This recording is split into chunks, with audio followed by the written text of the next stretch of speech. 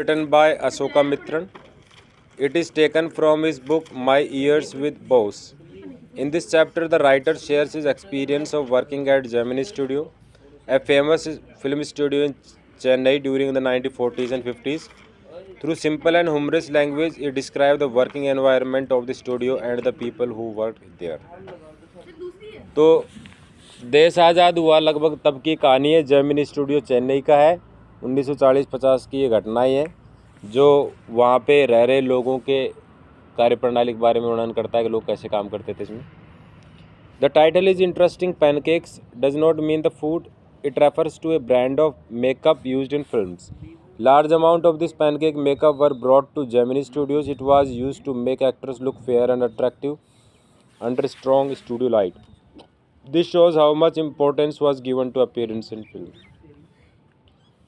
तो इस पार्ट का नाम पैनकेक इसलिए रखा गया कि पैनकेक खास प्रकार की क्रीम आती है जो काले से बोंडे आदमी को भी अट्रैक्टिव बना जाती है बिल्कुल. The makeup department was very busy. Many people worked there. Some of them had dreams of becoming actor but ended up as makeup artists. They often behaved proudly. There was jealousy and competition among them. The author described how artificial the glamour of the film world was. आते तो मुंबई के अंदर लोग क्या है, सारी लड़कियां actress बनने आते हैं, सारे लड़के हीरो बनने आते हैं. लेकिन कोई कैमरा की लाइट दिखाने वाला का जॉब कर लेता है आखिरी में दुख पाके, कोई मेकअप आर्टिस्ट बन जाता है, कोई कुछ बन जाता है, किस्मत जहाँ ले जाते वहीं चले जाते हैं. तो the writer worked in the publicity department. His job was to collect newspaper cutting and prepare advertisement. Though his work was not very important, it allowed him to observe the studio closely. The studio had many departments like story writing, costume editing. However, the story department often did more talking than real writing. तो ये Gemini studio में कई department थे, जैसे story writing, कोई भी drama film वगैरह बनती पहले स्टोरी लिखी जाती है.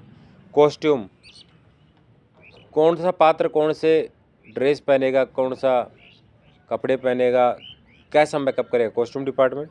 एडिटिंग का मतलब होता है जो भी वीडियो वगैरह बनाए तो जो भी संशोधन करना है उस वीडियो में, ये सब. तो इसमें ये जो लेखक है ये स्टोरी राइटिंग डिपार्टमेंट में था. The head of Gemini Studio was S.S. Vasan. He was a powerful and respected man. People followed his orders without question. There was a strict hierarchy in the studio. Worker did not easily meet the boss directly. Gemini studio का जो मालिक था उसका नाम S.S. वसन था. Strict आदमी था, जो कहता था वो लोगों को काम करना पड़ता था. हर आदमी उससे नहीं मिल पाता था, बॉस था वो. One important event in the correct chapter is the visit of Stephen Splendor, a famous English poet. He came to give his speech at the studio. However, most of the people there did not know about him or understand modern English poetry. They attended the speech but were not truly interested. Some even suspected him of being connected with communism, which was feared at that time. अब देखो इसी studio में Stephen Splendor के नाम से कोई अंग्रेजी कवि है, वो आता है यहाँ पे अपना भाषण देता है, लेकिन लोग उसकी बात को नहीं समझ पाते. लोग तो ऐसा शक करते हैं कि वो साम्यवाद की विचारधारा वाला है. The chapter also mentions Subbu, a loyal and intelligent employee who understood the boss very well. He was creative and helpful, never showed off. In contrast, the office boy was frustrated because he wanted to become a writer but failed. He blamed others for his bad lack of success. Subbu नाम का एक बड़ा ही होशियार कर्मचारी है, वफादार. Boss का boss नज़दीकी है, लेकिन ऑफिस बॉय है ना, वो बेचारा दुखी रहता है क्योंकि वो कुछ लाइफ में बनना चाहता था, लेखक बनना चाहता था, लेकिन वो असफल हो गया. Through this character the author shows human nature, jealousy, pride, ambition and failure.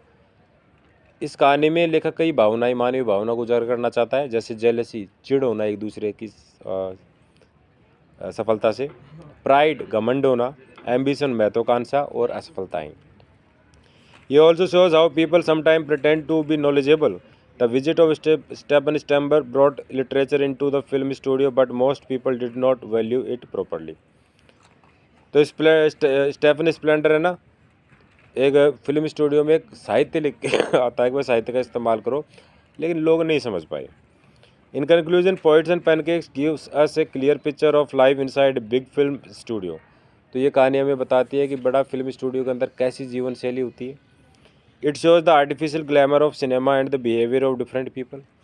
कि जो सिनेमा की जो झूठी चकाचौंध होती है, आपने कई बार देखा होगा, हीरो हीरोइन है ना, बड़े बड़े पोस्टर छपाते हैं, इंटरव्यू देते हैं, बढ़िया कपड़े पहनते हैं, खाते पीते हैं, ऐसे लगते हैं अरे यार इनकी तो जन्नत है.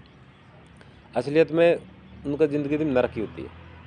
पता नहीं कैसे कैसे उनके कलेश है जीवन में, कैसी कैसी समस्याएं हैं, कोई क्या करता है, कोई क्या करता है, जीवन में दुखी वो भी है.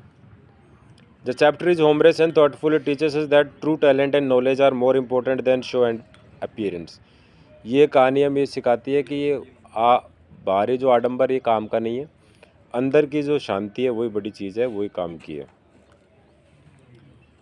तो ये पोइट्स एंड पैनकेक्स के बारे में है.